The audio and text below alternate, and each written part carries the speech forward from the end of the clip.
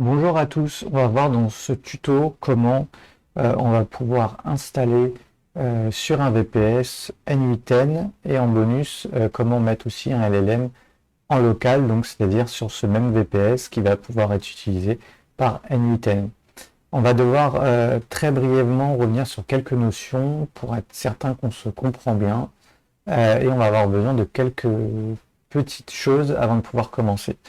Déjà, on va voir ce qu'on aura besoin dans ce tuto. On en va avoir besoin en premier lieu, du coup, hop, d'un VPS. En deuxième lieu, on va avoir besoin d'un nom de domaine. C'est les deux choses qui vont être essentielles et qui vont nous permettre de réaliser tout le tutoriel. Des VPS, on va faire un petit peu le tour, mais vous en trouvez à des prix qui vont en gros de quelques euros à une vingtaine d'euros. Le nom de domaine, généralement, c'est moins de 10 euros par an. Donc en fait, il vous faudra vraiment les deux éléments pour pouvoir suivre ce tuto. On va ensuite, du coup, hop, effacer ça. Et je vais vous expliquer un petit peu des étapes par lesquelles on va passer dans ce tuto.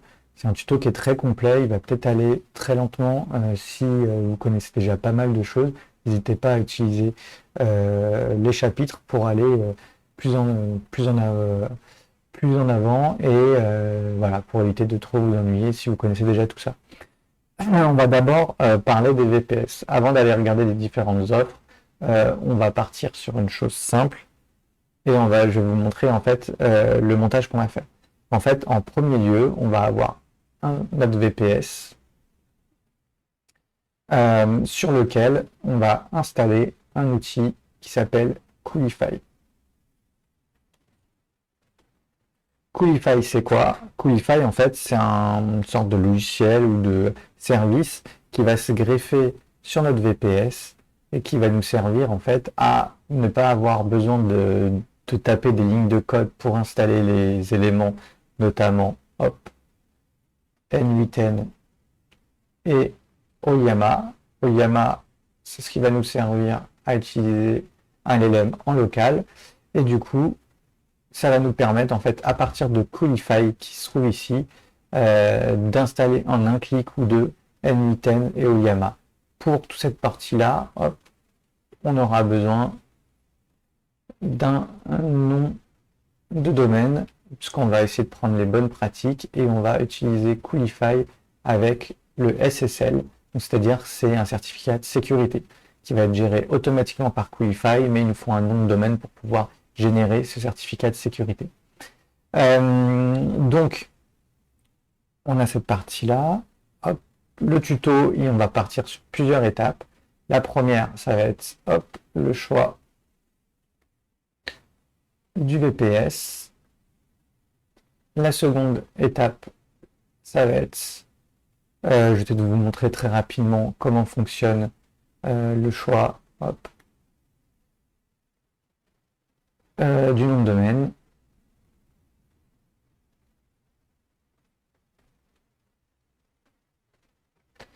En troisième, on va avoir du coup comment se brancher au VPS. Donc en fait, pour accès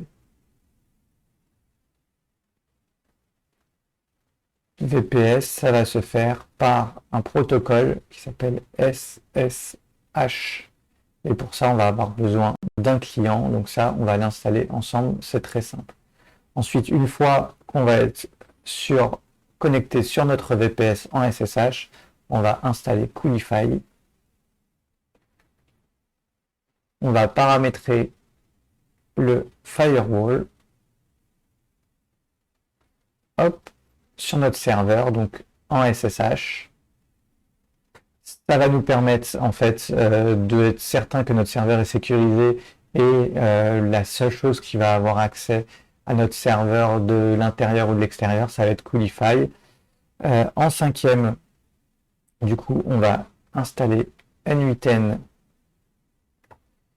plus hop, Oyama et on va ensuite en sixième, faire des tests pour les LLM en local. Voilà. Je pense que je n'ai rien oublié. Donc, on va faire tout ça dans ce tutoriel. N'hésitez pas surtout à sauter certaines parties si vous connaissez. Donc, on va commencer par le choix du tuto. Hop, on va effacer ça et on va partir du coup sur notre navigateur pour aller choisir le VPS. Le VPS, vous allez voir qu'on a beaucoup d'offres possibles. Vous avez sûrement entendu parler, du coup, peut-être pas de Skyway, mais c'est un très bon fournisseur de serveurs français. Vous avez Ionos, en très connu, vous avez OVH, vous allez avoir Ikula que je vais vous montrer. Vous avez en très connu aussi, du coup, par exemple, Hostinger qui est ici. Vous avez par exemple aussi Etzner qui est très connu aussi. Donc, on va regarder ça aussi. Hop, il se fait passer devant par la pub. Donc, en fait, vous allez voir que globalement, dans toutes les autres VPS, vous allez avoir 4 choses différentes. Le CPU, la RAM, le stockage et le trafic qui vont être affichés. Que je vous explique, on va peut-être repartir là-dessus pour que je vous explique.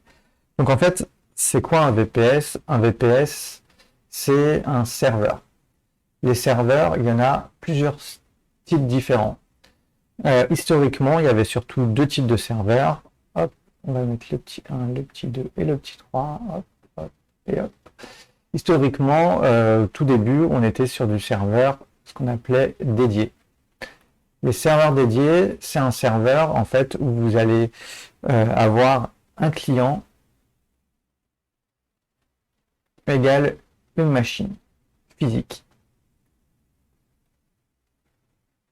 Donc ça, en fait, c'est simple, c'est comme si vous aviez un ordinateur complet disponible à distance sur un data center et qui sera du coup géré par vous, mais à distance.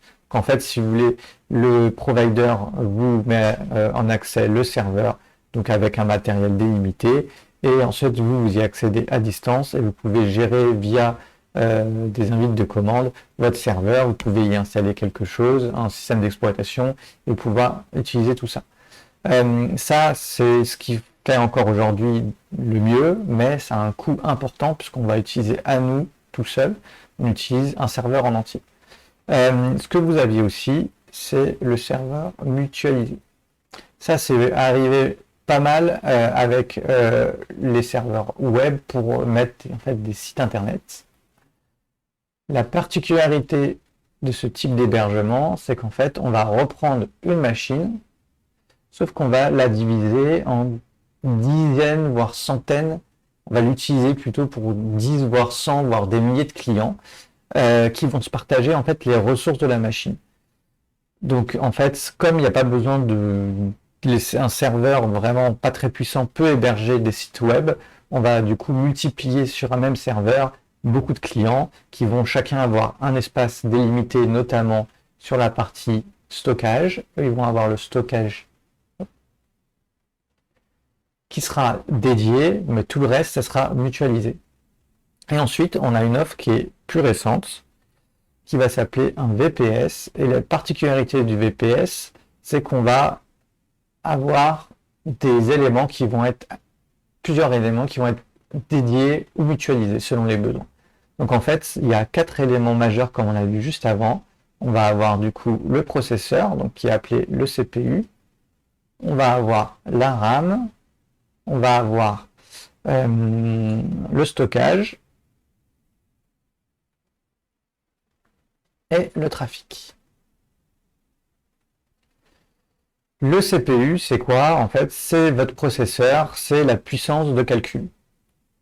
C'est est-ce que votre ordinateur va être puissant ou pas. La RAM, c'est la mémoire disponible. Donc en fait, est-ce que vous allez pouvoir traiter beaucoup de choses en fait en parallèle en même temps. Le stockage, bon, je ne vais pas vous donner forcément de stockage, c'est le nombre de fichiers que vous allez pouvoir stocker sur votre serveur. Et le trafic, ça c'est quelque chose qu'on regarde de moins en moins, parce qu'en fait, ça va être la quantité de données que vous pouvez échanger entre votre serveur et l'extérieur. Donc à une époque c'était un enjeu, maintenant avec la fibre, etc. et puis l'augmentation du trafic en général, aujourd'hui on est sur des problématiques, surtout pour un site, sur un serveur que vous avez utilisé pour un 8N. En fait, ça, c'est vraiment très anecdotique. Vous verrez que dans quasiment toutes les offres, on est sur de l'illimité ou sur du 3 ou 4 octets de données échangées tous les mois. Donc, on est vraiment sur quelque chose qui est aujourd'hui très, très large. Par contre, pour ce deux éléments-là, en fait, historiquement, ces deux éléments sur des VPS étaient dédiés sur ces dernières années. Donc, c'est-à-dire que chaque client va avoir sa RAM dédiée et son stockage dédié.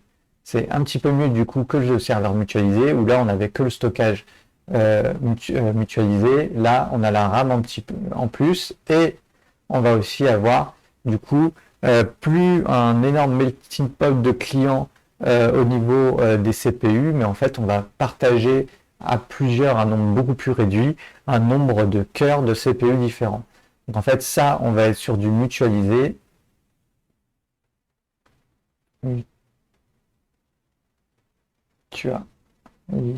Pardon, je ne sais plus écrire, mais en fait on va être sur une mutualisation qui va être beaucoup moins forte que ce qu'on avait sur les serveurs mutualisés en entier. Donc ça, en fait, c'est déjà pas mal pour un 8N, ça va suffire, que ce soit du 1 ou 2, ce qu'on appelle des V-Core. Ça va suffire pour un 8N. Là, sur la RAM, on va partir sur du 4 Go, en anglais GB, en français gigaoctet Go. Et en stockage, à partir de 25-50 Go, c'est vraiment large pour le stockage. Ça, c'est pour N8N normal. La difficulté, c'est que quand vous allez vouloir faire des itérations de LLM en local, ce qui va devenir très important, ça va être cette partie-là, la partie CPU. Et comme vous pouvez le voir, on est quand même sur une partie CPU qui va être mutualisée. Donc ça veut dire que vous avez potentiellement des personnes qui vont pouvoir utiliser les mêmes cœurs que vous de CPU, et du coup vous ne pourrez pas utiliser le CPU à sa pleine puissance, mais de manière dégradée. Donc en fait ça va être vraiment plutôt aléatoire, ça va dépendre un petit peu de vos voisins et s'ils utilisent ou non beaucoup ces serveurs. Si vous avez des voisins, c'est-à-dire d'autres personnes, d'autres clients qui ont pris un VPS mais qui ne l'utilisent pas, en fait vous allez pouvoir utiliser vraiment de manière poussée vos processeurs, votre processeur et les cœurs. Mais si vous avez des voisins qui utilisent pas mal le processeur, du coup vous allez avoir des capacités qui vont être vraiment réduites. Et vous aussi, si vous utilisez un LLM local avec ça, bah pareil, vous allez largement dégrader les capacités en fait d'utilisation des autres utilisateurs. Donc c'est pas très sympa entre guillemets. Vous allez accaparer un peu beaucoup de ressources pour vous-même. Donc en fait pour ça, maintenant on a d'autres offres qui sont des offres qu'on dit en général KVM Base, qui sont des offres en fait qui ont la particularité, d'en plus d'avoir la RAM et le stockage en dédié, vous allez aussi avoir le CPU, qui ne sera plus un CPU V, c'est-à-dire virtuel et surtout partagé, mais qui seront des cœurs de CPU qui vous seront dédiés. Donc en fait, là, on va avoir deux dédiés en plus. On aura le CPU. Donc on aura vraiment tous les éléments les plus intéressants pour nous en dédié. Et du coup, en termes de performance, on aura des performances stables où on pourra utiliser, donc on va pouvoir faire une utilisation à 100% des cœurs de processeurs qui nous sont dédiés. Donc là, en fait, pour un LLM, on aura vraiment des performances qui seront potentiellement au-dessus de ce que vous aurez sur un VPS standard, et surtout vous aurez l'assurance que ce soit stable et que quand un de vos voisins se met à déclencher des choses qui utilisent beaucoup de processing, donc le processeur, sur la même serveur que vous ne serez pas impacté si vous utilisez les KVM based VPS. Par contre, vous le serez si vous utilisez un VPS standard. Donc, on va faire très rapidement un petit peu le tour du marché pour voir tout ça, à quoi ça correspond en termes de prix. Donc, en fait, sur la plupart des VPS, vous allez avoir du shared, donc en fait, comme je vous disais, des éléments qui vont être dédiés à la RAM souvent et le stockage, mais du coup, des cœurs de CPU qui seront utilisés avec d'autres. Sur les tarifs, on est sur des tarifs qui sont très intéressants. Par exemple, là, du 4 Go qui pourrait nous servir. On peut commencer à 3,49 € chez Enzner. On peut prendre un petit peu plus de marge, on va être autour des 5-6 €, donc on va vraiment être sur quelque chose qui va être intéressant. Vous l'aurez en fait sur OVH par exemple, là aussi, on va voir, là ils sont très généreux sur le Vcore par exemple, pour un prix réduit de 7 €, mais du coup, comme on l'a compris, un nombre de Vcore, c'est pas très important dans le sens où ça va dépendre de vos voisins. Vous pouvez avoir 10 Vcore si vos voisins les utilisent à fond, vous allez avoir vraiment des performances catastrophiques. Si par contre vous en avez 4 mais qui ne sont pas du tout utilisés, vous aurez peut-être des très bonnes performances. Je vais vous montrer un petit peu plus tard comment vous pouvez faire le test en temps réel sur votre VPS si vous en avez déjà un, pour voir en fait si vous allez pouvoir utiliser de manière confortable le CPU de votre VPS pour utiliser du LLM en local. Donc, hop, vous avez aussi d'autres offres qui sont possibles. Très connues, vous avez Hostinger, que vous pouvez voir aussi avec ce genre de tarifs. Et vous avez aussi Ikula. La particularité de Ikula, ce qui est plutôt sympa, c'est que vous allez avoir des VPS que vous pourrez faire vraiment construire comme vous voulez. Vous allez choisir votre nombre de cœurs CPU, vous allez pouvoir choisir votre quantité de RAM, l'espace de stockage, donc vous allez pouvoir vraiment faire pas mal de choses différentes. Donc ça, c'est plutôt pas mal, c'est français en plus, donc voilà, vous pouvez vous en sortir pour un tarif qui est parfois très intéressant. Nous, on va s'intéresser à un dernier élément, qui est un dernier provider qui s'appelle Netcup. Et Netcup a une particularité. Vous avez la partie du coup serveur dans leurs offres, la partie VPS où on a déjà un petit détail supplémentaire, je ne sais pas si vous l'avez remarqué, mais on a le détail, ce que c'est que la vitesse de la RAM. Donc là on a par exemple 8 Go, on sait que c'est de la DDR5, donc on sait que c'est de la RAM qui va être quand même assez rapide. Sur les autres en fait providers, vous n'avez pas de détail, vous avez juste 8 Go de RAM, vous ne savez pas, pareil pour les corps, vous ne savez pas ce que c'est comme processeur. Donc, vous avez 4 cœurs de processeur, mais vous ne savez pas quel processeur. Donc, voilà, vous êtes vraiment sur des choses, vous ne savez pas exactement ce que vous allez avoir derrière comme performance. Sur les offres VPS standard, vous allez avoir un détail en plus sur Netcup, c'est-à-dire ce que c'est comme type de RAM, et on est sur de la DDR5, donc c'est ce qu'il y a de plus rapide aujourd'hui pour des processeurs, donc c'est pas mal. On a aussi donc des 4 Vcore, pareil, on a un petit détail sur l'architecture x86 de ces cœurs de processeurs, mais c'est pas très important. Vous voyez qu'on a des tarifs aussi qui sont à peu près comme chez eux. Par contre, on va avoir aussi une offre qui va être root server, qui va se trouver ici, et cette offre root server est très importante, puisque là on va avoir, vous allez voir, vous allez avoir des prix qui vont être supérieurs, mais vous allez avoir pas mal de gigas de RAM. On est toujours sur de la RAM DDR5, donc la bonne RAM. Et surtout, on va voir ce qui change tout, les 8 dedicated cores. C'est-à-dire que là, vous allez plus partager vos cœurs de processeurs avec d'autres utilisateurs, mais vous vous êtes dédiés. Et surtout, pourquoi je mets en avant Netcup, c'est que vous avez le nom des processeurs qui sont utilisés, et ça va être de l'AMD EPIC 9645, qui sont des processeurs qui sont extrêmement récents et très performants, notamment pour les LLM en local. Donc en fait, on va vraiment avoir une possibilité d'utiliser sur le serveur quelque chose de très puissant. Vous allez avoir plusieurs offres. Nous, on va partir plutôt sur la RS 2000 G12. Pourquoi? Parce qu'on va avoir toujours le même processeur, mais on va avoir 16 Go de RAM et 8 cœurs dédiés. On a la taille du disque de stockage qui est très important, 512, c'est vraiment très large pour ce qu'on veut faire. Mais du coup, on va avoir suffisamment de RAM pour N8N et pour des modèles à côté LLM qui pourront aller du 4 ou 8B, on verra plus de détails. Et on est vraiment sur des processeurs qui sont très puissants. J'ai fait des recherches et des recherches. Aujourd'hui, j'ai pas trouvé mieux en termes de rapport qualité-prix que cette offre-là.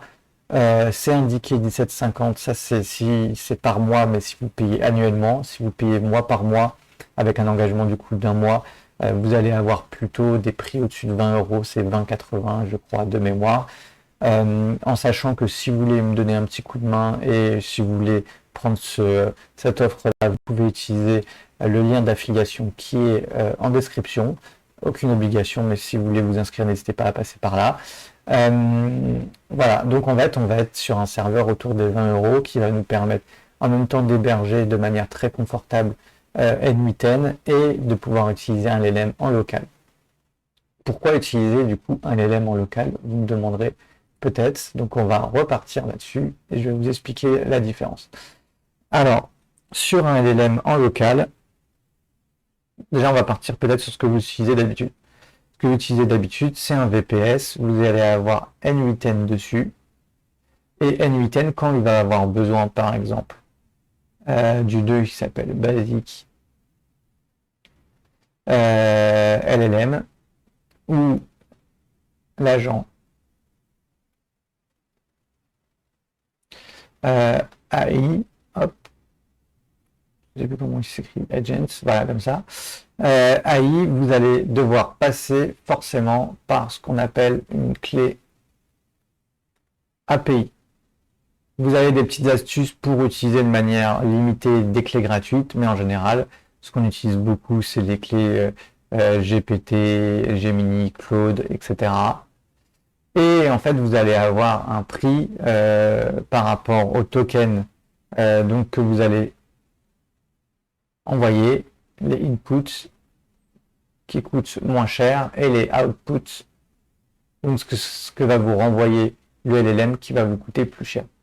Donc dans tous les cas, à chaque fois que vous allez faire une demande à un LLM ou un agent AI, vous allez avoir de toute façon en fait devoir dépenser des euros en plus de votre abonnement VPS. Donc ça c'est très rentable si vous faites très peu d'utilisation de LLM, parce qu'en fait vous aurez uniquement quelques centimes. Vous allez peut-être payer, je sais pas, si vous prenez des petits modèles, 30 centimes hop, par mois. Si vous utilisez vraiment des trucs très basiques, on reviendra peut-être sur notre vidéo là-dessus, mais vous avez aussi OpenRouter qui vous permettent d'accéder à d'autres LLM beaucoup moins chers et tout aussi performants ou un cran en dessous de ces deux-là. Donc vous pouvez déjà regarder sur OpenRouter, mais grosso modo, on a cette configuration-là. Nous, ce qu'on va faire en fait, c'est qu'on va avoir notre VPS, et sur notre VPS, on va avoir d'un côté N8N et de l'autre, on va avoir, hop, ici, Oyama. Et sur Oyama, on va avoir notre LLM local. Hop. Et donc, ça veut dire qu'au lieu d'utiliser une clé API payante, on va demander à N8N d'utiliser Oyama sur notre serveur local. Et du coup, ça va nous coûter 0 € en plus. Vous avez vu que le coût du serveur est un petit peu plus élevé, donc ça va être surtout rentable si vous faites quand même pas mal d'itérations sur des LLM, en sachant que les LLM, ce ne sera pas du très puissant, ça suffit largement pour faire des opérations de résumé, de mettre des tags, de traduire aussi en général, c'est plutôt bon. En fait, là où il ne faut pas une plume extraordinaire et ou des tâches très compliquées, parce qu'ils sont moins performants, par exemple sur la partie agent, ça sera largement suffisant. Du coup, vous pouvez bourriner sur l'utilisation, utiliser des millions de tokens par mois sans aucune difficulté. Ça va vous permettre, par exemple, de pouvoir, dans un workflow N8N, Vous pourrez scinder les tâches plutôt que demander à un LLM de tout faire et il va galérer un petit peu. Vous pouvez scinder les tâches. Il y a beaucoup d'utilisations qui sont plutôt intéressantes. Ça vous permet aussi de comprendre comment utiliser un LLM, etc. Moi, c'est le genre d'action, surtout si vous êtes en train d'apprendre un petit peu l'automatisation avec les LLM, etc. N8N, c'est quelque chose que je trouve vraiment très utile. Donc, nous, en fait, pour tout ce tuto, on va partir sur notre serveur Netcup. Encore une fois, ça va fonctionner de la même manière pour tous les VPS et il n'y a aucune obligation d'utiliser un KVM base et particulièrement Netcup, même si vous aurez du mal à trouver meilleur que cette offre-là. On va partir là-dessus puisque du coup, on va nous utiliser un LLM en local. Donc, hop, on va passer à l'étape suivante. On va repartir sur le bureau. Donc, une fois que vous avez choisi votre VPS, on va partir sur la connexion. Donc, on va se connecter au serveur à distance en utilisant ce qu'on appelle un protocole SSH. Et le SSH, en fait, c'est un protocole de sécurité qui vous permet d'accéder, comme je le dis, à distance à une autre machine. Donc, en fait, vous allez avoir, moi ici, l'espace administrateur de Netcup qui va me donner là un mot de passe et puis on verra, j'aurai dans un autre onglet Lost Name. En sachant que bien évidemment, moi, c'est une démo, le serveur va être supprimé très rapidement. Ne montrez jamais votre mot de passe et hostname en public. Il faut en montrer le moins possible. Donc, pour utiliser ce protocole SSH, vous avez plusieurs solutions. Vous allez devoir utiliser un logiciel. Le logiciel peut-être le plus connu, c'est Putty. Alors, putty.org, hop, vous l'avez par exemple. On peut chercher sur Putty normal pour télécharger. Voilà, on va tomber sur l'index, c'est mieux. Vous pouvez le télécharger. Ça a l'avantage d'être utilisable sur Windows, Mac, Linux, mais c'est très ancien. Ça fait le boulot. C'est pas extraordinaire en termes de d'UI notamment. Vous allez avoir, si vous êtes sur Windows, MOBA Xterm, qui est très populaire et qui est plutôt vraiment pas mal, qui va avoir pas mal de fonctionnalités et qui va être un petit peu plus ergonomique à utiliser. Et moi, je vous montre ce que je vais utiliser, c'est mon préféré, Termus, qui va avoir la particularité d'être utilisable sur Mac, Windows, Linux, mais aussi sur mobile. Donc vous allez pouvoir utiliser ça même, on va dire vous connecter avec votre serveur à distance si vous avez un besoin de redémarrer ou quelque chose comme ça, directement depuis votre mobile, ce que je trouve vraiment pas mal. Donc moi je l'ai déjà installé Termus, donc je vais hop directement le lancer, Termus. Alors juste ce qu'il faut savoir, c'est que la première fois que vous vous connectez, si vous utilisez Termus, on va vous demander en fait de vous créer un compte. Vous pourrez vous connecter notamment avec Google. Voilà. Ce qu'il faut savoir, c'est que contrairement à Putty ou à MOBA Xterm qui vous demanderont pas de créer un compte, là il faudra vous créer un compte. Encore une fois, c'est la même utilisation quasiment sur tous les logiciels. Et si vous avez un doute, vous pouvez demander à un LLM si vous êtes un petit peu perdu. Donc en fait, nous on va partir, on va créer un host. Donc c'est-à-dire, on va récupérer l'information qui est ici, le host name. On va le coller. Et on va continuer. Sur Putty, etc. Putty et MOBA Xterm, souvent on vous demande, on va vous connecter là directement et vous devrez vous donner votre identifiant, c'est-à-dire le root. Ça va être votre identifiant par défaut, c'est l'identifiant qui est celui de l'administrateur et un password. Et du coup là c'est le password, vous ne pouvez pas l'inventer. Comme le hostname, vous allez retrouver sur la partie administration de votre VPS. Donc moi, hop, on va en demander comme ça un serveur de test à nouveau qui va être créé. Ça prend quelques secondes. On va simplement le copier et le coller. Donc pour mémoire, sur Putty et sur MOBA Xterm, vous allez juste renseigner votre hostname et ensuite vous allez vous connecter au serveur. On va vous demander le root et le mot de passe et vous le mettez. Moi, je me connecte directement. Hop. Donc moi, je m'étais déjà connecté. Du coup, on est bon. Vous demandez, vous faites OK si on vous pose une question. Et là, on arrive du coup sur le terminal et on est connecté à notre serveur. Alors, hop, ça, Je vais peut-être le déplacer. Plutôt de ce côté-là. Voilà, j'utilise pas souvent ce petit truc. Donc je ne suis pas très à l'aise dessus. Voilà. Alors, on a les informations sur notre serveur. Donc moi, en l'occurrence, c'est un serveur Linux. Alors vous aurez quasiment tout le temps et ne prenez surtout pas le choix serveur Windows, ça serait une catastrophe. On part sur un serveur Linux. Ici, c'est un Ubuntu 24.04. Vous avez quelques informations, notamment là, on a la taille du disque. Moi, c'est 494 gigaoctets. On a l'utilisation de la RAM. On a le nombre de processus. On a quelques informations, l'IP du serveur qui est ici. Nous, en fait, ce qu'on va faire, c'est qu'on va commencer, comme je vous ai dit tout à l'heure, par installer Coolify. Alors, première petite étape, peut-être avant toute chose, qui n'est pas obligatoire, mais qui est une étape intéressante. On va tout d'abord, comme notre serveur vient tout juste d'être installé, souvent, en fait, il faut mettre à jour le système. Donc, on va faire apt. Apt, en fait, quand vous allez taper des lignes de commande, ce qu'il faut retenir, c'est que, en général, vous allez soit utiliser sudo. Sudo, en fait, c'est pour dire que vous allez utiliser, si vous voulez, des droits très complets. Pour certaines choses, vous allez devoir utiliser le terme sudo. Ensuite, en deuxième position, vous allez avoir du coup, comme ici, qui est en première position, parce qu'on ne va pas utiliser sudo apt. Apt, si vous voulez, ça va être quelque sorte le logiciel que vous allez utiliser. Donc là, ici, c'est un logiciel qui est utilisé pour faire des mises à jour et des installations. On va du coup lui demander de faire une update, donc il va vérifier en fait s'il y a des mises à jour possibles sur les logiciels et notre système d'exploitation. Et on va rajouter une deuxième demande, on va faire apt, donc toujours la même chose, et on va faire upgrade. Hop. Et donc ça, on va d'abord vérifier s'il y a des mises à jour disponibles et on va les appliquer si elles sont disponibles. Donc là, hop, on a trouvé des mises à jour et du coup, on a installé quelques mises à jour. Hop, il y en a deux qui ont été upgraded, d'autres qui n'ont pas été touchées. Voilà. Donc il va faire ces petites mises à jour tranquilles.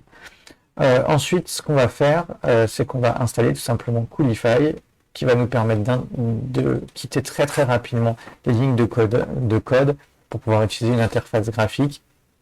Et donc pour ce faire, très simplement, encore une fois, là on va utiliser un logiciel différent. On va utiliser un logiciel qui s'appelle Curl. Curl, en fait, ça va être, si vous utilisez déjà NUTN, c'est un peu l'équivalent du HTTP request. C'est un logiciel qui va nous permettre d'aller chercher un document ou une information sur un serveur à distance. Donc, en fait, on va taper Curl. On va mettre des options. Alors, comme je vous ai dit, soit vous mettez sudo ou non selon les droits d'utilisateur que vous avez besoin. Ensuite, vous mettez le nom du logiciel, ici curl, et après vous pouvez mettre ce qu'on appelle des options. Tout à l'heure j'ai mis par exemple un petit tiret avec un Y. Là en fait on va rajouter des options, on va rajouter FS, hop, FS, S majuscule et L. Je vais pas aller dans le détail, pardon, et L, je vais pas aller dans le détail, mais en gros on va dire qu'on va utiliser ce logiciel curl avec les options, et en fait c'est des options qui disent qu'en gros on va ne pas télécharger le fichier s'il y a une erreur, sinon on va avoir par exemple un HTML d'erreur qui va s'afficher. Nous on n'en a pas besoin. On va avoir voilà ce genre de petits réglages, ça va nous permettre de ne pas avoir aussi les pourcentages de téléchargement, etc. Ce genre de choses, on va faire du no-show, on va cacher certaines informations. Donc en fait c'est quand on utilise curl, en général, on utilise ces options-là, sauf quand on veut faire du debugging, ce genre de choses. Donc retenez, quand vous utilisez curl, vous faites un petit tiret du 6, FS en minuscule, en majuscule, SL, c'est les meilleures options possibles. Et donc on va aller contacter le serveur HTTPS, donc serveur sécurisé, /cdn.coollabs.io. Donc ça en fait c'est le serveur sur lequel on va récupérer le script d'installation. Il est sur ce serveur le script d'installation dans Coolify et du coup le fichier pour lancer ce script s'appelle install.sh.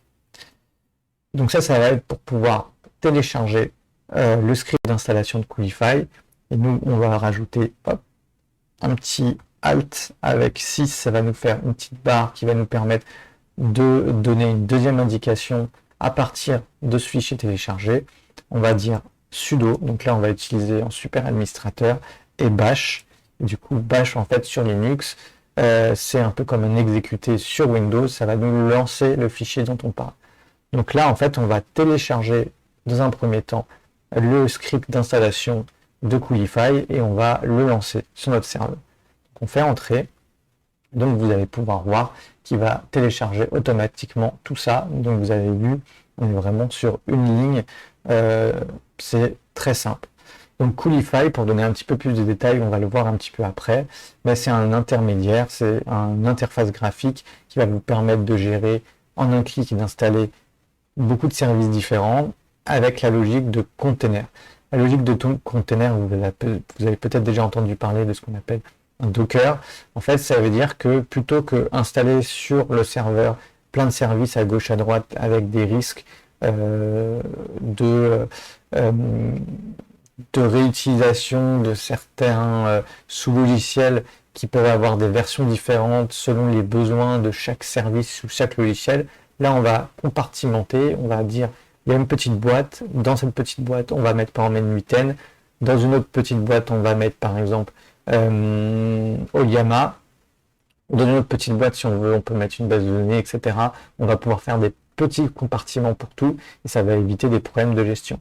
Donc là on voit qu'on a l'installation qui est complete, on a du coup l'URL qui est ici qui va nous permettre de nous y connecter, mais avant de nous connecter à l'interface Coolify, on va faire juste un petit dernier truc sur notre serveur, c'est-à-dire qu'on va en fait installer s'il y a besoin et surtout paramétrer un firewall qui va nous permettre en fait de fermer tous les ports accessibles dans notre serveur, sauf ceux utilisés par Coolify, c'est-à-dire que depuis l'extérieur, il n'y aura que Coolify qui pourra être accessible et utiliser ces services. Ça nous évitera en fait d'avoir des gens mal intentionnés qui vont vouloir essayer de se connecter sur d'autres ports de notre serveur pour pouvoir infiltrer notre serveur. Donc en fait, on va faire un premier petit truc, on va se mettre en sudo et on va taper UFW qui est en fait le firewall qui est massivement utilisé sur Linux, sur les serveurs. Donc on va faire statut. Là on voit, j'ai une réponse, statut inactive. Ça nous donne deux indications. Ça nous donne la première indication, c'est que UFW est installé, le firewall est installé. En général, il est installé sur les versions serveur de Ubuntu et il est en statut inactif, donc il n'est pas activé. Pour vous montrer, on va partir sur sudo apt et là on va faire remove UFW qui est en fait la ligne de code qui va nous permettre de retirer UFW. Comme ça, je vais pouvoir vous montrer. Il me demande si je veux le remove. Je le désinstalle. Il est désinstallé. On va vérifier. Petite astuce, quand vous voulez réutiliser des lignes que vous avez déjà utilisées sur un terminal de commande, vous allez utiliser les flèches haut et bas. Là, en l'occurrence, je vais utiliser la flèche haut 2 fois pour repartir sur le statut et on va me dire sudo, donc UFW, command not found, c'est normal, on l'a désinstallé. Donc je vous montre au cas où vous n'avez pas d'installer directement comment le réinstaller. Sudo apt install, donc on utilise le logiciel les super droits avec sudo, le logiciel apt et on va faire install. Donc dans le logiciel apt on va utiliser la fonction d'installer et on va mettre le nom du firewall qu'on va utiliser, UFW. Et là, vous allez voir, il va être réinstallé. Là, si je refais une nouvelle fois statut, on va revenir sur un statut inactif. Mais la commande est détectée. Et donc, ce qu'on va faire, la première chose, c'est qu'on va, du coup, repartir sur UFW. On va l'autoriser à gérer le protocole SSH. Hop, vu qu'on est en SSH, c'est important à faire. On est bon. On va ensuite ouvrir, mettre dans les règles de ce firewall qu'on autorise en fait, hop, UFW, qu'on autorise le port, un des premiers ports utilisés par Coolify, notamment pour y accéder depuis l'extérieur, le 8000. Donc ça, vous ne pouvez pas le deviner, c'est dans la documentation, vous le trouvez facilement pour chaque service que vous voulez installer. Pour Coolify, c'est toujours la même chose. On va rentrer, les règles ont été updatées, donc on est à jour. On va faire la même chose pour deux autres éléments. Donc là, j'ai appuyé sur la flèche du coup du haut de mon clavier pour retrouver la dernière ligne que j'avais tapée, la dernière invite de commande. Je me suis déplacé avec les flèches gauche. Quand vous voulez effacer quelque chose, vous positionnez un caractère après et vous utilisez la touche pour supprimer comme vous le feriez sur un Windows normal. Et là, du coup, on va aller ouvrir le port 80, qui sont les ports internes utilisés par Coolify. Hop, on est bon et on va de la même façon aller activer le 443. Là aussi, vous ne pouvez pas deviner, c'est comme ça pour Coolify. Et on va faire une dernière chose, c'est qu'on va faire sudo ufw et on va enable, c'est-à-dire on va l'activer. Hop, donc il va nous demander, il nous dit qu'en gros, ça peut couper des connexions en cours, parce que ça va couper tous les autres ports. Donc on dit oui, on est d'accord, on est active. Et si on repart, on va rechercher notre petit statut. On voit qu'il est ici actif et on voit les ports qui sont ouverts. Donc ça, c'est très bien. On est prêt maintenant. On va pouvoir remonter et on va aller chercher, en fait, ici, hop, notre adresse. Et donc on a Coolify. Alors là, je l'ai ouvert avec ce que je ne veux pas forcément utiliser. Sur Terminus, ça peut un petit peu varier selon votre OS et votre logiciel utilisé pour connecter au SSH.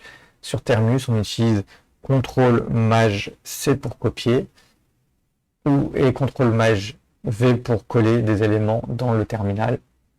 Donc là, on va tout simplement coller l'adresse qu'on m'a donnée. Et là, j'arrive sur l'interface de Coolify qui me demande de créer un compte. Hop, donc on va créer un compte. Moi, je m'appelle Kevin. L'email qu'on va rentrer, c'est l'email de la chaîne. Si je ne dis pas de bêtises, ALIARH YouTube @gmail.com. On va aller chercher un password. Hop, je vais retaper, j'ai fait une petite bêtise. On va retaper le password. Hop, encore une petite bêtise, j'ai les doigts qui ripent. Et on va se connecter. On va pas sauvegarder. Et il nous dit quoi? Il nous dit Coolify est installé, le SSH est bon, le Docker Environment, donc les containers sont bons, le projet est structuré. On va pouvoir faire skip setup, on va pouvoir faire let's go, on va vous montrer, on va choisir. Alors, on va vous demander de choisir un serveur type. En fait, ce qu'il faut savoir, c'est que Coolify, là, on va s'en servir pour administrer notre serveur VPS, mais en fait, on peut aussi, depuis un serveur, administrer d'autres serveurs. Du coup, dans ces cas-là, on va plutôt choisir Remote Server, mais nous, en fait, on va uniquement utiliser ce VPS pour notre démonstration. Donc on va choisir cette machine. Donc on va tout faire en local. This machine. On clique dessus.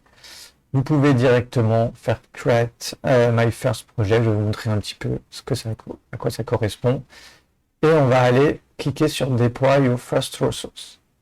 Voilà, on va arriver là. Donc vous pouvez voir, on a fait un tout petit peu de ligne de code et on arrive à une interface qui est beaucoup plus agréable à utiliser, qui est l'interface de Coolify qui va nous permettre d'installer N8N et Oliama. Donc on va avoir, je vais vous remontrer peut-être, on va reprendre, là on a le projet, on peut aller dans le dashboard. Comme on a créé un projet, vous l'avez ici, vous avez un seul serveur, qui est le serveur localhost, puisqu'on utilise Coolify uniquement sur notre VPS. On a notre projet. Dans le projet, là, il est vide et on clique sur Add Resource. Dans ce que vous avez ici, en fait, sur Coolify, c'est tout ce que vous allez pouvoir installer en un clic. Alors là, en haut, ça va être un peu plus technique. Ça va être pour pouvoir coller des services, copier-coller, si vous voulez, des services qui sont hébergés sur GitHub, qui est une sorte de réseau social dédié en fait aux développeurs où ils vont pouvoir y mettre du code, ou sinon sur des Docker files qui vont nous permettre en fait de installer beaucoup plus facilement des configurations, on va dire, un peu plus complexes. Vous avez la possibilité de mettre des databases, donc de créer par exemple, si vous avez déjà entendu parler des PostgreSQL ou du MySQL, et surtout nous, ce qui va nous servir principalement, ça va être des services. Donc on va pouvoir installer en un clic un bon nombre de services. Par exemple, AppSmith, ça sert à créer une interface pour des CRM, pardon.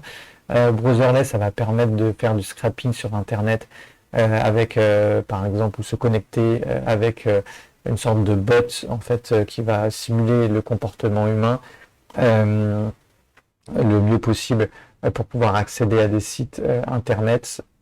On va avoir vraiment beaucoup de choses différentes. Vous allez par exemple, pour ce que vous pourriez connaître, on va pouvoir installer, si je dis pas de bêtises, WordPress par exemple. Voilà, on va aller pouvoir installer pas mal de choses différentes et on va pouvoir aller installer N8N. C'est ce qu'on va faire tout de suite. On va taper N8N en haut et on va l'installer nous avec PostgreSQL, qui est une bonne habitude à prendre. On clique dessus. On va nous demander du coup quelques petits éléments. Donc là, vous êtes dans votre projet, dans votre service. Il va mettre automatiquement pas mal de choses. Et nous, en fait, on va faire un petit changement pour pouvoir utiliser dans de bonnes conditions.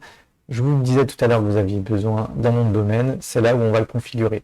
Donc en fait, de base, vous avez les services ici. Ça, c'est le nom utilisé. Mais on va pas pouvoir utiliser des services sécurisés avec ce type d'adresse, qui sont des adresses en fait générées automatiquement, gratuitement, mais qui sont vraiment pas très stables et sur lesquelles on va pas pouvoir mettre de certificat de sécurité. Donc en fait, nous, on va cliquer ici pour modifier la configuration. Notez qu'ils nous disent qu'il faut absolument mettre le port 5078, donc on va le laisser et on va aller sur notre provider, donc là où vous avez votre nom de domaine dans la zone DNS. Là, ici, c'est OVH. Mon nom de domaine, c'est kevinducrot.fr. Je vais rajouter une entrée en .a. C'est le type, en fait, de redirection. On va choisir, par exemple, démo N8N. Hop, ça nous fait un petit démon, c'est rigolo. Et surtout, la target, on va retourner dans Coolify. On va sélectionner ici l'adresse IP de notre serveur. Hop, on ne va pas prendre le 2.8000, on s'arrête avant. On retourne sur notre gestion des noms de domaine. En target, donc on met notre IP du serveur. On fait next et on confirme. Et on est bon. On va retourner sur Coolify. On va mettre, nous on veut un certificat de sécurité qui sera mis en place directement par Coolify, mais on va le mettre. On va garder le port. Hop. Donc on va prendre juste à partir de IO. On a mis un sous-domaine qui s'appelle démo N8N. Dans mon cas, kevinducrot.fr. On sauvegarde. En temps normal, si vous voulez juste utiliser N8N, vous avez juste à sauvegarder et à déployer comme ça. Nous, comme on va utiliser un LLM en local, on va cocher une petite classe supplémentaire qui sera le Connect to Predefined Network, qui va nous permettre en fait de lier les deux containers entre N8N et Oliama pour pouvoir utiliser le LLM uniquement en local sans devoir l'exposer à Internet. Donc nous, on va cliquer là. Si vous utilisez que N8N sans LLM local, il n'y a pas besoin de cocher cette case. Et on sauvegarde et on va déployer notre service N8N. Donc là, en fait, normalement, quand vous hébergez sur un serveur, vous devez installer à la main. Il y a pas mal de petites choses à faire. Lui, il va tout directement configurer automatiquement avec la meilleure configuration possible, en tout cas la plus utilisée. Donc il va télécharger tous les fichiers qu'il faut, il va les installer, il va tout paramétrer et il va vous donner aussi, si vous avez besoin, des identifiants, des variables, etc. C'est absolument génial et vous pouvez le faire du coup là pour N8N, on va le voir pour Oliama, ça facilite énormément la gestion du serveur. Hop. Donc là, tant que c'est en cours, vous allez avoir un logs avec, on avait un petit truc qui changeait. Là, c'est terminé, tout est prêt. Hop, on va balader ça ailleurs. On va quitter ça. Et maintenant, en fait, tout simplement, vous avez installé N8N en un clic ou presque. Hop, alors là, il va nous dire qu'il y a des problèmes de sécurité. C'est pas encore sécurisé. C'est juste le temps que notre zone DNS fasse son travail. On va rafraîchir la page et là en fait notre certificat de sécurité a été mis à jour, on est bon, voilà, ne vous inquiétez pas si vous avez un premier message d'erreur comme ça. Donc on va partir sur notre email Pardon. On a dit AIRH YouTube gmail.com. On va mettre les noms. Moi, je vais mettre Kevin AIRH. Un mot de passe. On fait Next. Hop, on va avoir un petit formulaire N8N. Je n'utilise pas pour le travail. Comment j'ai entendu parler, on va dire. Word of mouth, bouche à oreille. On sauvegarde. Là, c'est une petite option que je vous conseille d'utiliser. Si vous donnez votre vraie adresse mail, vous allez recevoir une licence qui va vous permettre de faire des trucs gratuitement supplémentaires sur la version gratuite de N8N. Donc c'est plutôt pas mal. Moi, je vais le faire. Hop, send me a free license. Vous allez avoir l'option pour l'activer tout de suite. Sinon, vous allez aller dans configuration, ici, dans usage et plan, et vous pourrez rajouter la clé directement là que vous aurez reçue par mail. Donc là, vous voyez, on a une item qui existe et on peut l'utiliser naturellement. Donc, vous voyez que ça a été extrêmement facile à utiliser. On pourrait faire un usage normal aujourd'hui de N8N en faisant des appels à des API extérieurs, mais nous, c'est pas ce qu'on va vouloir faire. Nous, on va vouloir tester le LLM local. Donc, on va retourner sur Coolify. Hop, ici. Excusez-moi. Je vais peut-être quitter ça.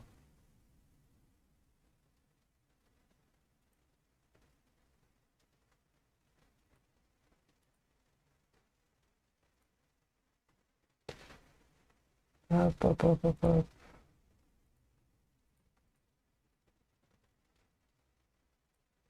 Je suis un boomer, première fois que j'installe. Je ne sais pas comment m'en débarrasser. Hop. Bon, c'est pas grave, on va le garder sur un côté ici. Est en arrière-plan, très bien. Ça nous dépannera peut-être plus tard. Donc là, on va retourner sur projet. On est sur My First Project toujours. On va créer une nouvelle ressource. La nouvelle ressource, on va aller la chercher. Ça va être Oyama. Oyama avec OpenWebUI qui va nous permettre en fait de gérer de manière sans ligne de code tout ce qu'on veut dans Oyama. Donc ça va être pas mal. On va cliquer. Là, on n'a pas besoin d'aller utiliser le nom de domaine ni quoi que ce soit parce que tout simplement, on va avoir que du local, donc on n'a pas besoin de certificat de sécurité ni quoi que ce soit. On va l'utiliser en local.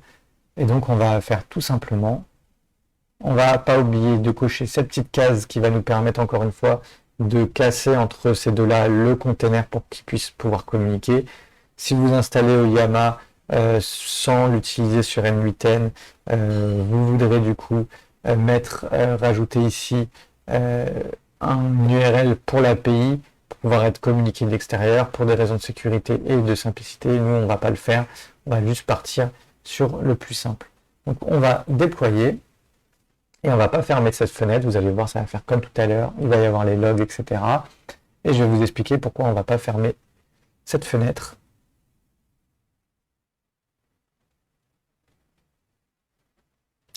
On va quand même, pour éviter de devoir utiliser une adresse, une URL un petit peu bizarre, on va quand même aller sur OVH, hop,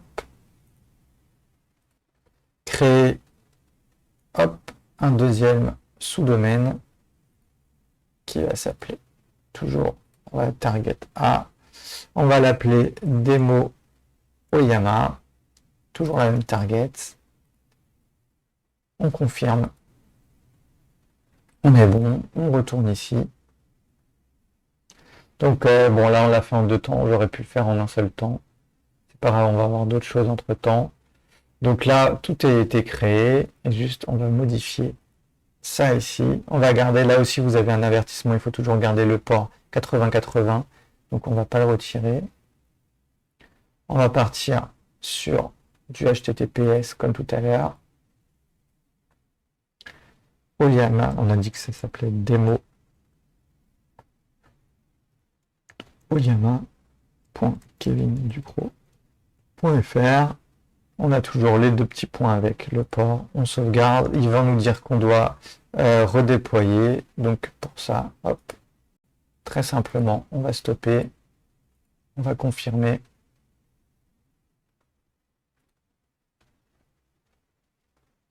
Ça nous dit qu'il existe. Donc là, on va pouvoir redéployer. On le redéploie.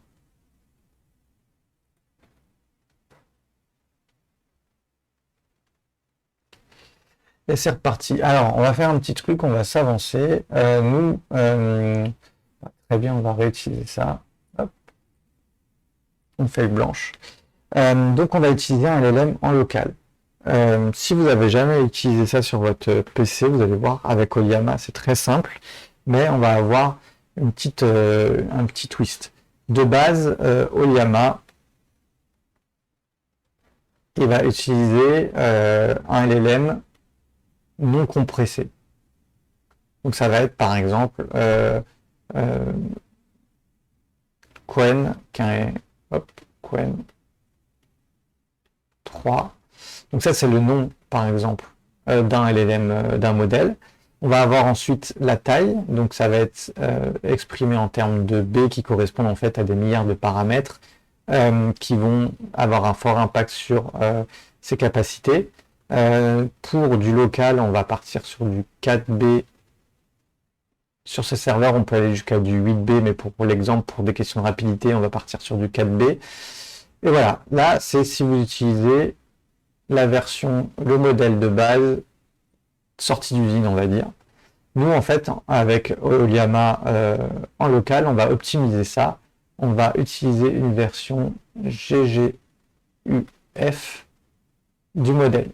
En fait, c'est un peu comme un zip, c'est une compression du modèle, et du coup, on aura toujours, par exemple, Qwen, qui est le nom d'un modèle, 3, 4B, mais en plus, on va avoir une indication Q, et en fait, ça va correspondre au type de compression. 1, ça va être ultra compressé, quasiment inutilisable, et 8, en fait, il va y avoir très peu de différence avec le modèle de base. Et nous, en fait, on va en général viser le Q4 KM. Donc en fait, ça, c'est vraiment les modèles qui vont garder quasiment la même performance que le modèle de base, mais qui va être beaucoup plus léger et beaucoup plus rapide en utilisation. Donc en fait, on va avoir une version très légèrement dégradée du LLM de base, mais plus rapide et qui prend moins de RAM. Donc ça, c'est vraiment top. Là, j'ai mis Qwen, on va pouvoir voir, vous allez avoir, c'est le LLM en local le plus populaire chinois, mais qui fonctionne très très bien. On va avoir, si vous voulez, de l'américain, on va avoir Llama,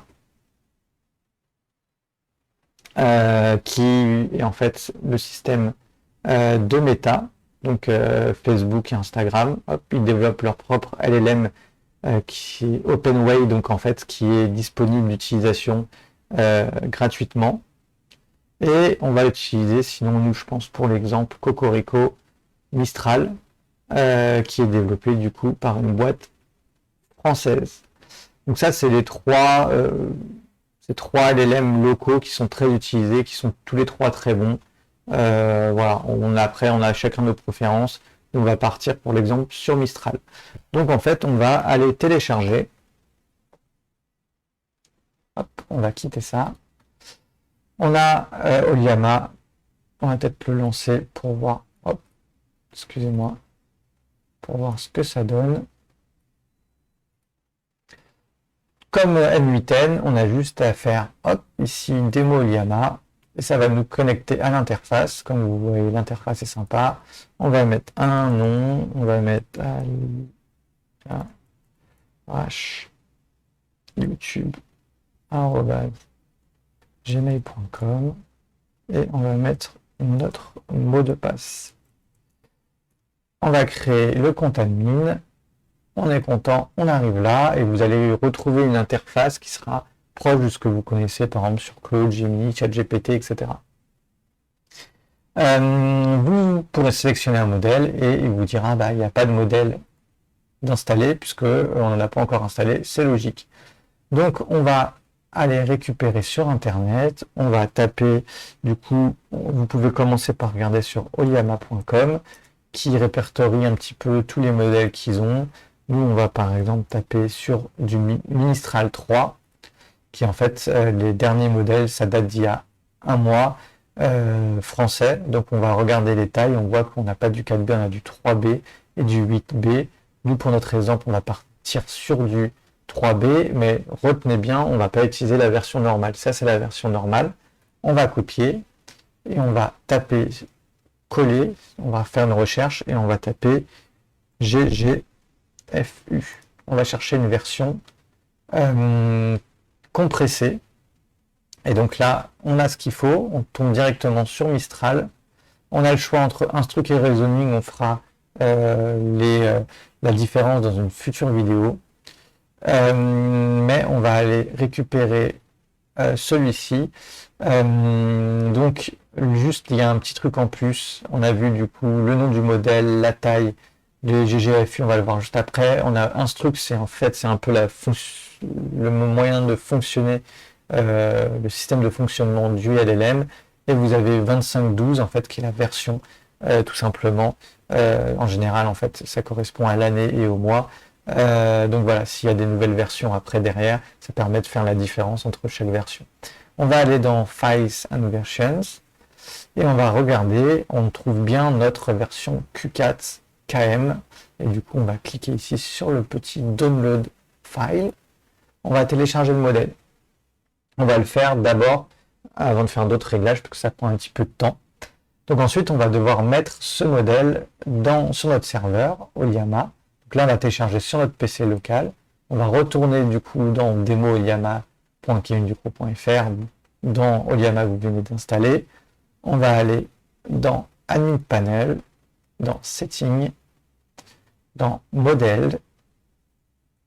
Hop, on n'en a pas, c'est normal. On va cliquer sur Manage Modèle tout en haut à droite. Et là, on va cliquer, du coup, on peut télécharger directement des modèles qui sont sur les serveurs d'Oliama. Et nous, on va choisir Show et on va nous mettre un modèle GGFU et on va du coup se télécharger. On va cliquer R to Select.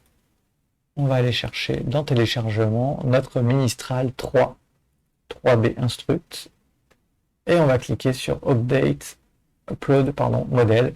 Et donc ça va le faire. Ça prend un petit moment pour télécharger le fichier. Donc on va parler un petit peu d'autres choses en attendant. Donc on va pouvoir par exemple commencer à mettre en place notre workflow. On va mettre, excusez-moi, on va mettre chat modèle ici en trigger, chat receive, one chat message receive, et on va mettre du coup un nœud derrière. On va mettre juste un basique LLM chain très simple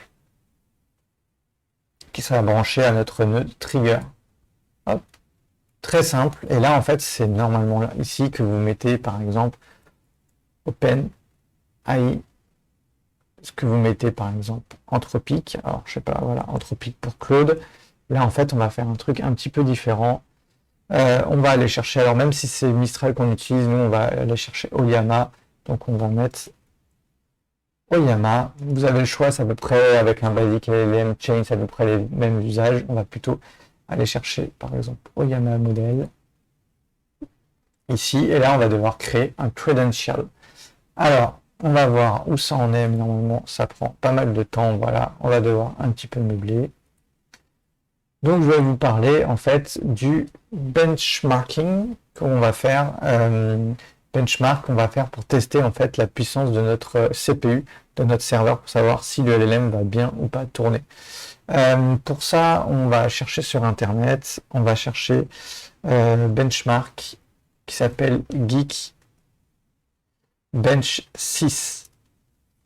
Et en fait, ça va être quelque chose qui va simuler une utilisation intensive de un cœur de notre CPU et de tous les cœurs ensuite ensemble de notre CPU pour donner un score. Ce qu'on va voir, alors on va l'installer en ligne de code via notre SSH, donc moi via Terminus, mais du coup on va aller rechercher une information avec les éditions. Hop, alors, juste on va chercher, nous on va utiliser la version gratuite. Alors, peu importe, je crois que c'est un petit peu chiant, il n'y a pas le modèle forcément. Le 6, c'est ce qui nous donne le modèle. Hop, non, il ne nous donne pas le dernier modèle. Ils ont un petit peu changé récemment, c'est un petit peu embêtant. On va faire download. On va utiliser n'importe quel download. Voilà, ici. Et hop, on va annuler. Ce qu'on voulait, nous, c'est cette information-là. C'est Geekbench. Je me souviens plus exactement comment on fait.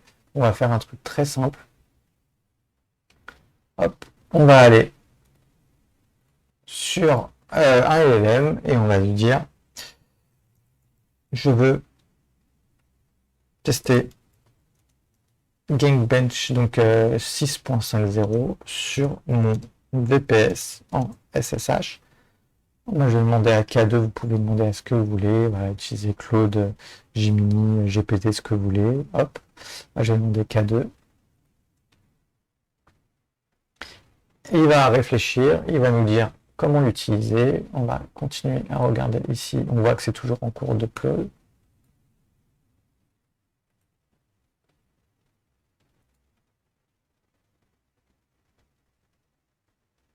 Hop.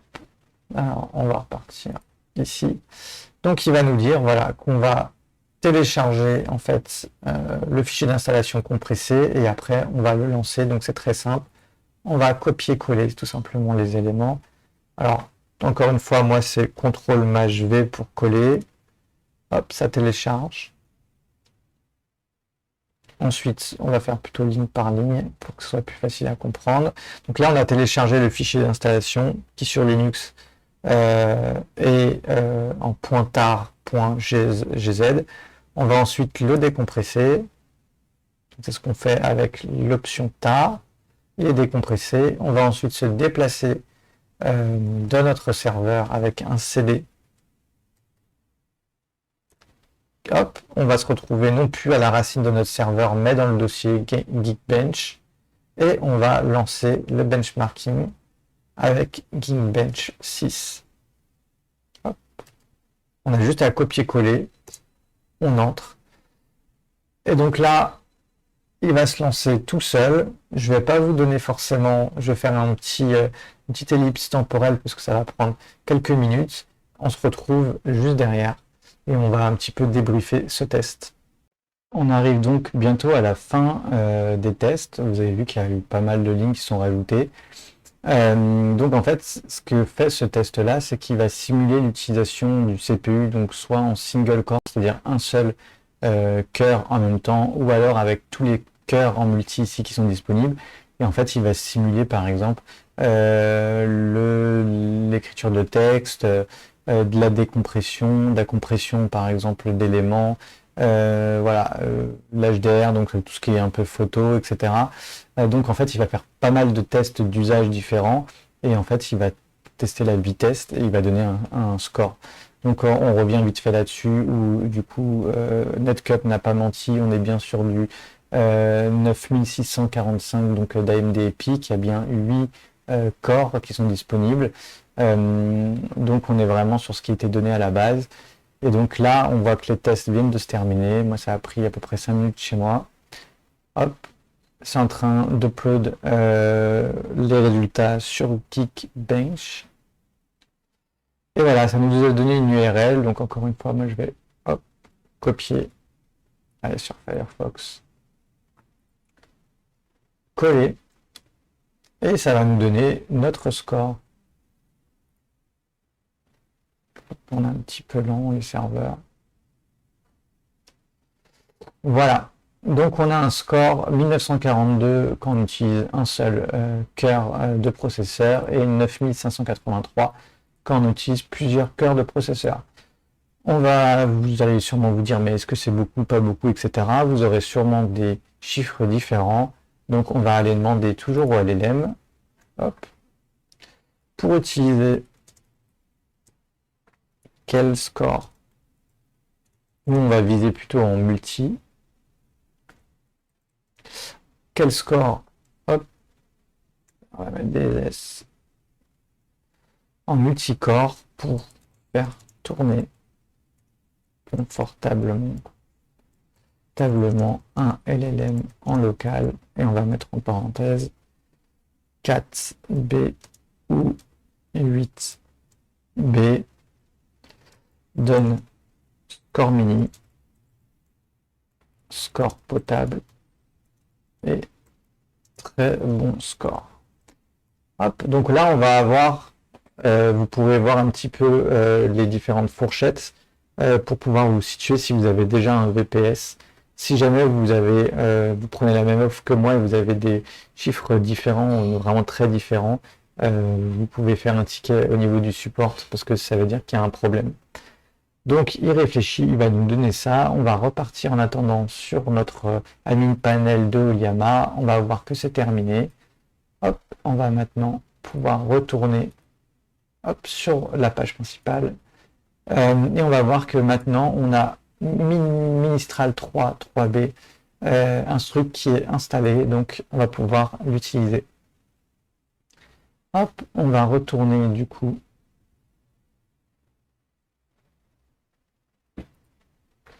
sur N8N et du coup sur notre score ici et hop que je revienne sur le LLM.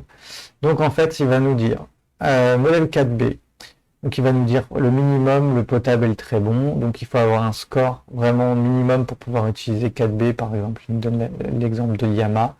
Entre 2500 et 3500 pour une utilisation vraiment potable en termes de vitesse, parce que là ça va vraiment être, comment dire, c'est vraiment ce score-là, ça va dépendre non pas de si vous allez pouvoir ou non monter en termes de RAM un modèle sur votre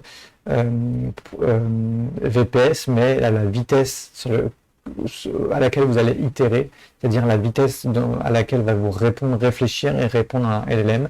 Donc on peut voir que par exemple, sur un score minimum, on est sur du 5 tokens, c'est à peu près 4 caractères par seconde, donc c'est lent. Sur un score potable, on va être sur du 15 tokens à la seconde. Et sur de très bons scores, on va être sur du 25+, donc vous voyez la différence, on est sur du 5 fois plus rapide entre le minimum et le très bon. Pour du 8B, c'est pareil, vous voyez que du coup, ça va être des plus gros modèles, donc on va être un petit peu plus lent, mais là, on va plutôt chercher sur du potable ou du très bon, on va être autour des 12 tokens par seconde ou des 20 tokens par seconde. Et du coup, nous, on peut constater que sur notre score, on est sur du 9583. Donc en fait, pour du 4B, on va se situer sur du très bon et sur du 8B, on va se situer entre potable et très bon. Donc on va pouvoir utiliser vraiment tout ça de manière confortable. Du coup, voilà, maintenant on a Oliama qui est disponible. Donc on va pouvoir maintenant repartir sur N8N. On va aller dans notre Oliama modèle qui est ici, on va créer un credential. Hop. Et là, alors, c'est là où on va faire notre petit twist. Hop.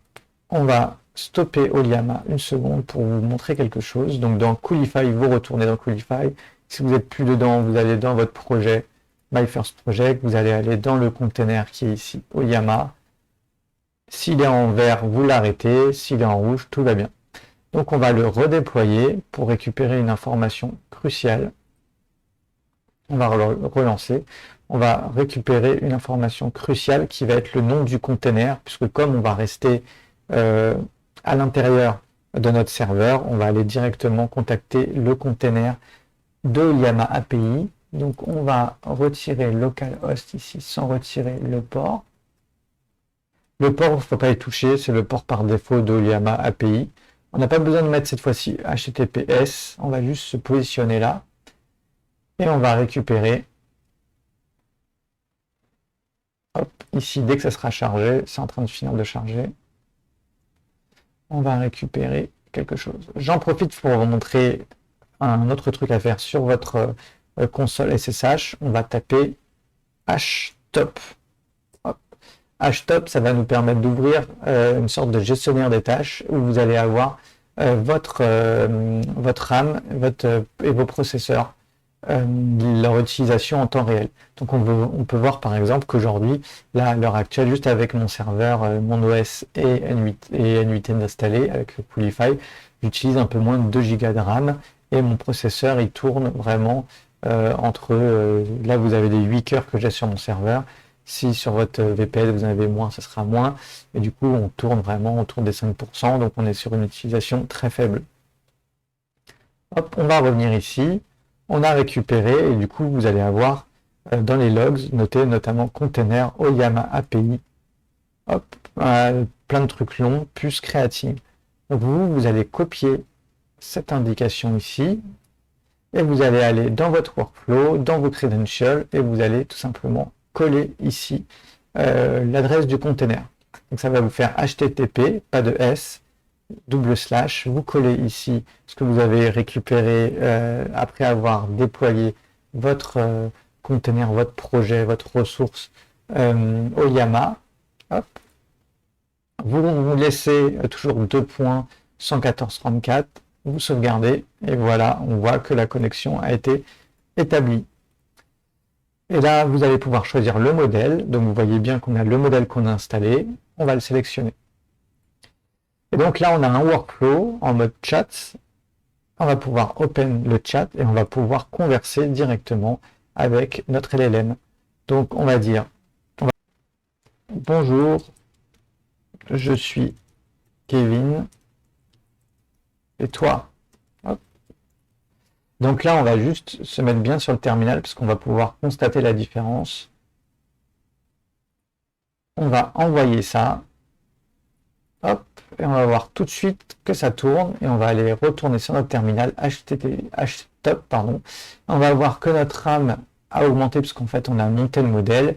On va voir que tous nos processeurs sont entre 90 et 100 en permanence parce qu'en fait ils sont en train de générer la réponse. Donc ça c'est l'indication que votre serveur est bien utilisé.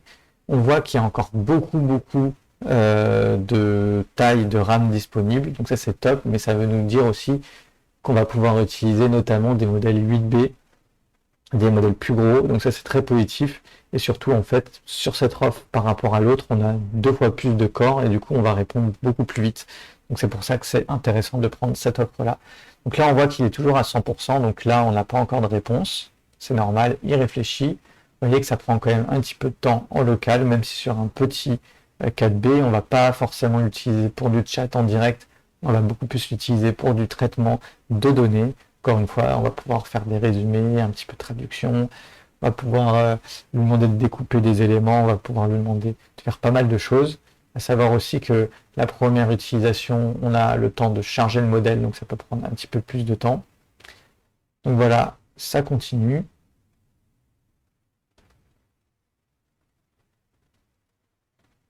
Toujours quelques secondes. Hop. On en est à 1 minute 27. Donc là, on est vraiment plutôt assez lent. Pour une demande qui est assez simple, mais peut-être qu'il réfléchit beaucoup. C'est pour un du instruct. On en reviendra un petit peu après, mais du coup, c'est des modèles en fait qui ont une capacité de réflexion et du coup qui vont réfléchir par eux-mêmes, qui vont pas juste renvoyer la réponse directement. Et donc là, vous voyez que tous les processeurs là sont redescendus. La RAM n'a pas bougé, c'est normal, parce qu'en fait, le modèle est toujours chargé, mais les processeurs ont arrêté. Et du coup, si je retourne sur le workflow, on va voir qu'on m'a répondu. Donc, il m'a fait une réponse assez longue. Comment vas-tu? Enchanté de te connaître, je vais bien. Je vais répondre à oui, bien sûr. Donc, il va dire quel est ton sujet principal. Voilà, donc là, il va me parler de chimie. Alors voilà, comme on a fait une question qui n'est pas très claire, il va pas mal déblatérer. Vous voyez qu'il m'a sorti un long texte, c'est pour ça qu'il prenait du temps. Plus le modèle est petit et plus il va falloir être précis dans les tâches que vous lui demandez, parce que plus il aura tendance un petit peu à halluciner, en sachant que Mistral est vraiment bien positionné là-dessus. Vous allez avoir d'autres modèles, Qwen ou Llama, qui sont certes un petit peu moins verbeux. Donc voilà, après vous pouvez tester différents modèles. Mais voilà, vous avez la base d'utilisation. On a vu du coup, on va revenir sur notre tableau. Hop. On va effacer ça. On va revenir. On a vu du coup, on va se baser ici. On a vu, comme convenu, on a hop, installé notre VPS. On a ensuite installé et configuré Coolify. Coolify, ça nous a permis de rajouter N8N plus Oyama. Et on a vu du coup comment utiliser dans N8N Oyama. Donc en fait, on a fait un test qui est concluant. Et voilà, n'hésitez pas si vous avez des questions. Normalement, c'est vraiment du pas à pas. Si vous avez des éléments qui changent un peu, n'hésitez pas à demander à l'élève, souvent il y a la réponse. Sinon, donnez-moi vos retours en commentaire. Merci beaucoup et à bientôt pour d'autres tutos.